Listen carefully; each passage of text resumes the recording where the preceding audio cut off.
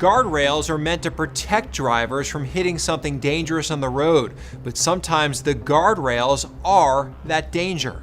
Lack of maintenance, improper installation, and outdated guardrails are just some of the reasons they can be unsafe. It's why one man has devoted his life to raising awareness through social media to keep these dangers off the road and save lives. Reporter Kristin Crowley introduces us to Steve Eimers, known as the Guardrail Guy. It's Steve the Guardrail Guy. At first, his videos seem lighthearted. I'm in rural Alabama. I am in northeast Pennsylvania. Well, welcome to Ripley, New York. But Steve Eimers is on a mission. The second rail here is completely wrong. Wow, there's a ton of ugly in this rail. Searching for dangers hidden in plain sight. Just know that's a weak post. His YouTube page has more than 60 million views. What are the achievements that you are most proud of that you've accomplished? When I got 10,000 guardrails replaced, I know that's probably saved a lot of lives. New York, Tennessee, Pennsylvania, departments of transportation all over the country have removed or replaced dangerous guardrails thanks to Steve's warnings. But Steve has no engineering background. For years, he's studied guardrails and connected with top engineers in the field to become a self-educated expert. He says he uses that knowledge to save lives, motivated by the one life he couldn't save. How much did you know about guardrails 10 years ago? I knew nothing. But then a guardrail went through my daughter's head. Hannah was 17 years old. In 2016, she was driving home with a friend on a Tennessee highway when she veered off the road straight into a guardrail. My daughter was eviscerated. The girl beside her was sitting in my living room that evening without a scratch on her body. Steve can't talk specifics about Hannah's case. It's settled out of court, and he signed a non-disclosure agreement.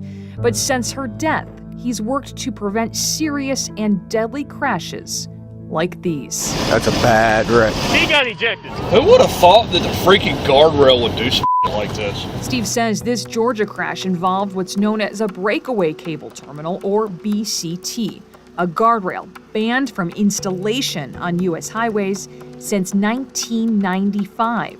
This crash happened in 2020. The driver inside died.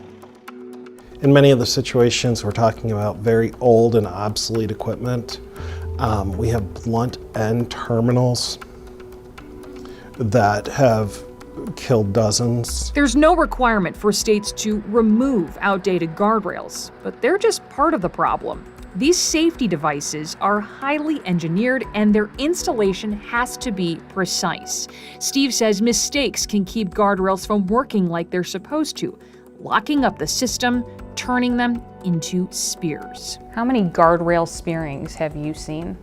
Hundreds upon hundreds, maybe over 1,000. Spearings like these. The guardrail's going literally in the driver's side door. I don't see how anybody survived that. The examples come from everywhere: Nevada, Ohio, Tennessee, Florida. He literally was just the most amazing soul. Hunter Burns was 22 years old in 2020 when he crashed into a guardrail in Manatee County, Florida. His mother, Kristin, says the guardrail acted like a slingshot, shooting him into a pole the guardrail was meant to shield drivers from. He died instantly. The undercarriage of his truck hit the pole, which immediately it exploded and burst into flames. One of the most negligent installations I have ever seen. Steve says after hearing about Hunter's crash, he couldn't believe what he found. There were multiple installation errors. There were field modifications.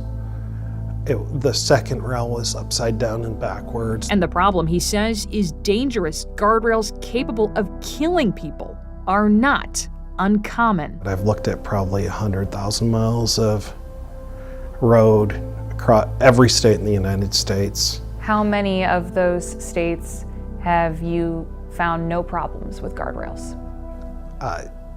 everyone. Every single one had problems. We hit the road with Steve near Atlanta, Georgia, to see if he could show us any problem guardrails. Let's go look at that one. That one over there? Yeah, and see what it is. Okay. There's a good chance it's wrong. But it didn't take an expert to see the issues. There's no way that somebody's inspected these, and they're literally rotting apart. What's supposed to be solid wood posts, with the touch of a hand, turned to sawdust. Steve says it's clear no one has paid attention to this guardrail for years. It wasn't the only one neglected. This has clearly been damaged for quite a long time because you can see it's rusting, but also our post is completely, there's nowhere to be found. But we have a small little urban garden growing here. Guardrails in disrepair, he says, are potentially dangerous. On top of that, Steve says this guardrail is improperly installed. So it looks like these pieces go together, but they don't.